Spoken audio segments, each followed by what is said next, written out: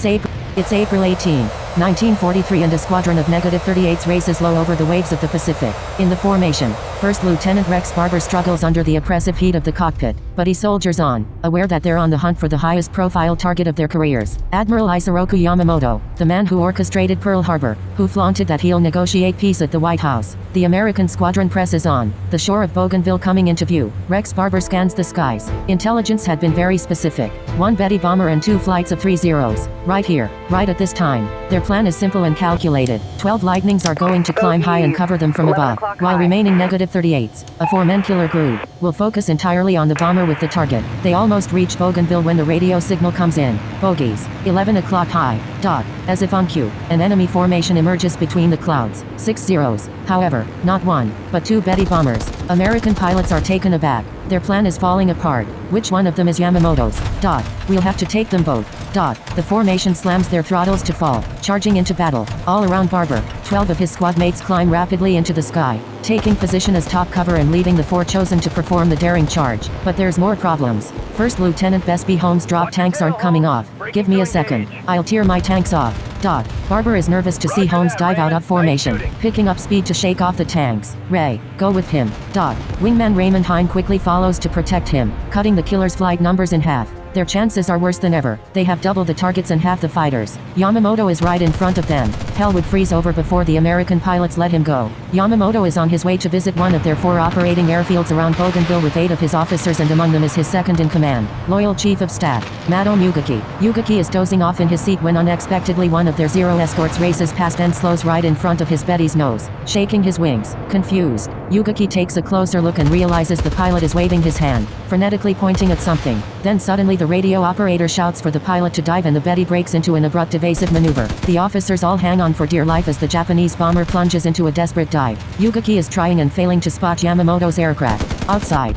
3 Zeros die for the pair of incoming -38s. Desperate to stop the attack, Lamphere breaks formation, climbing to attack the Japanese fighters head-on and leaving Barber to charge in alone. Lamphere opens fire and the Zeros respond in kind, with tracers crisscrossing in the sky. Lamphere is unfazed as low-caliber guns strike him in the wings, the sounds reverberating through the fuselage like hail. He holds the trigger down, unleashing his weapons until the Zeros are forced to pull off from the collision course. Barber, though, carries on, leaving the melee behind. Before him the 2 Bettys separate in opposite directions. He picks one at random and gives chase, but he's not alone. Suddenly, a tracer streaks past just in front of his cockpit. A Zero from Lamphere's fight has chased him down as firing in from above. The tracers continue to zip past his windshield. He fights the urge to pull away and aims his sights square on the bomber. Barber pulls the trigger, and unleashes a hail of 50 caliber and 20mm fire. The shells rip through the enemy aircraft. Parts fall away from the engine cowling and a plume of oil pours out of the machine. But Barber is relentless. He holds the trigger down, even as he hears and feels his own aircraft being hit from behind. He'll have to take this bomber even if it's the last thing he ever does. But then the Zero hounding him roars past, giving him a few vital moments of reprieve. Barber takes a better aim and continues dismantling the bomber, tearing it apart as he chases it all the way down to treetop height.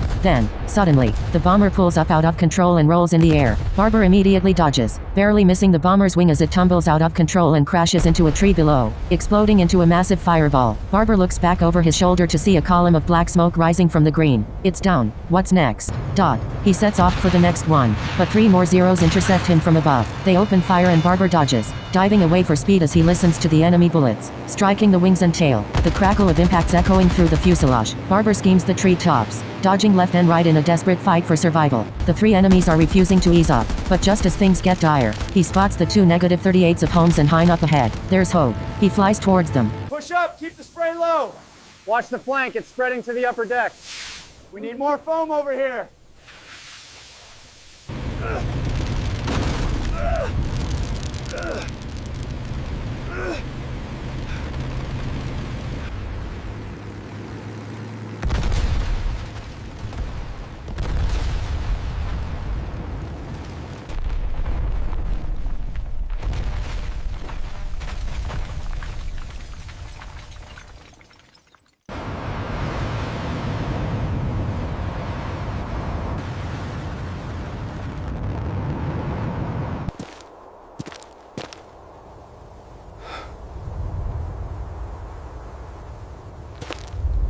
It's down.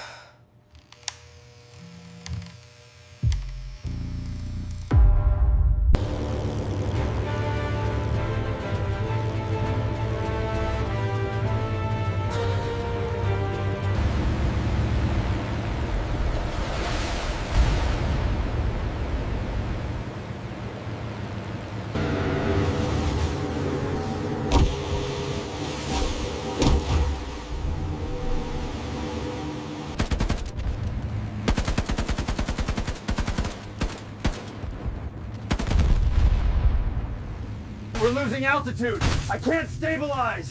The fire suppression Praying for them to isn't see working. him. To Do his the whole luck, breach. his prayers are answered. The pair of lightnings turn straight towards him, charging into the rescue, but muzzle flashes shine on their noses. His heart sinks. Time slows to a crawl as the friendly tracers barrel down straight towards him. He holds his aircraft steady and the shells streak by all around him. He's surrounded by lead. Shots from allies and enemy enveloping his machine. The lightnings come closer and closer, guns blazing, until they roar past overhead. And, suddenly, the skies fall to an abrupt calm. Barber looks back, shaken. All the aircraft are gone. The negative 38s are speeding off and the zeros have been scattered by the two lightnings daring attack. He takes a deep breath and sets off for the last Betty. Holmes and Hine turn back around after saving Barber's tail. The shot had been risky, but it had worked. And now they chase after the last remaining bomber. Holmes hunts it down as it tries to escape, scheming the waves out to sea. Holmes opens fire, dumping as much ammunition as he can into the massive target. But the aircraft stubbornly remains aloft as it fills more and more of his windshield. Go down or blow up. Damn it. He keeps up the attack for as long as he dare, before dodging low, sending his P-38 roaring through the gap between the enemy and the sea. Rex Barber watches his squadmate narrowly avoid collision with a severely wounded Betty, but then he quickly realizes that the target is still flying. He dives in without skipping a beat and gets right on the bomber's tail and pulls the trigger. His volley strikes the fuel tank and detonates the fumes. The bomber is engulfed in flames and plunges into the sea. Barber has no time to react and he flies straight into the explosion with flames surrounding his aircraft, but he emerges on the other side, unharmed. He can't celebrate just yet. Right ahead he sees Holmes and Hine tangling with a pair of zeros. Hine's P-38 is littered with lead and dives away with heavy damage, while one of the zeros is taken out by Holmes. Barber crashes into the fight, catching the last zero unaware and gunning him out of the sky. How's your subscribe level? Very low. Help us out here. If everyone subscribed, then that would be the mission accomplished. Then, finally, the squadron leader comes through on the radio. Everyone, get your ass home. But while a jubilant squadron returns to base, a figure emerges from the sea surrounded by the flaming wreck of his aircraft. It's Motomi Yugaki, badly injured, but alive. The pilot also miraculously survived, and together the two men both swam back to shore, clinging onto a piece of debris. A third survivor would also be picked up by flying boat after the accident, becoming the only three crew from the bombers to return home. Yamamoto had been in the first bomber. He was killed by Barber's gunfire before the aircraft even crashed. His body was found and he was buried. His loss inflicted a heavy emotional wound for the Japanese. The widely respected admiral was mourned across the nation. He was given a full state funeral with the highest of honors which crowds gathered to attend. Very few were affected harder than Yugaki, who never forgave himself for surviving the attack. He would write about the events in his diary, recalling, "Tracers flashed by our wings and the pilot frantically maneuvered to evade. I waited impatiently for the airplane to return to horizontal position so that I could observe the admiral's bomber. Although I hoped for the best, I knew only too well what the fate of the airplane would be." The P-38's nose seemed to burst into twinkling flame and suddenly the bomber shook from the impact of the enemy's machine gun bullets and cannon shells. Everything turned black. I felt the crushing force of salt water pouring into the fuselage and almost immediately we were below the surface. Yugaki continued to serve in the Navy for the rest of the war, until the Emperor declared the end of hostilities on the 15th of August, 1945. Indignant, that same day he dressed in his officer's clothes, took a ceremonial sword gifted to him by Yamamoto and set off in the last kamikaze attack of the war. Yugaki before his final kamikaze mission. On the American side, the death of Yamamoto was received with great fanfare, but not all was celebration. Tragically, First Lieutenant Raymond Hine would never make it home. His crippled P-38 gave out underneath him somewhere in the return flight. Every member of the flight would be given the Navy Cross for their involvement in the attack. Rex Barber would survive the war and return home, passing away on July 26, 2001.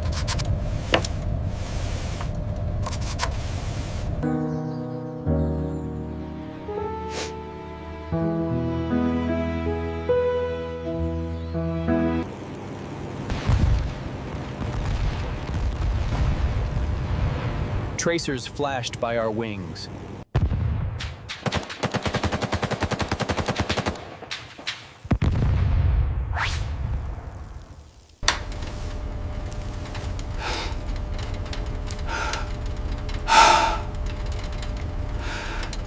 Emergency! Emergency! Oxygen masks have deployed! We're gonna crash, oh God.